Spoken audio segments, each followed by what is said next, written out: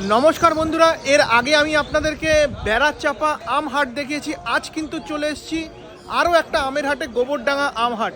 আর গোবরডাঙ্গা মানেই কিন্তু আমরা সবাই জানি যে গোলাপ খাস আমের জন্য খুবই বিখ্যাত।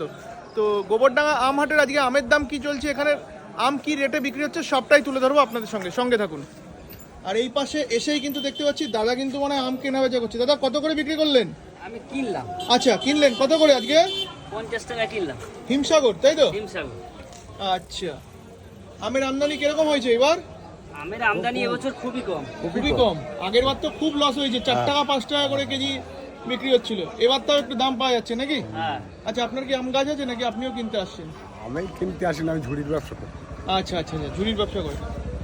এই এই হিমসাগর আমগুলো আজকে গোবরডাঙ্গা আম হাটে কত করে বিক্রি হলো দাদা? 50 টাকা। 50 টাকা। আর এইগুলো কি আম দাদা?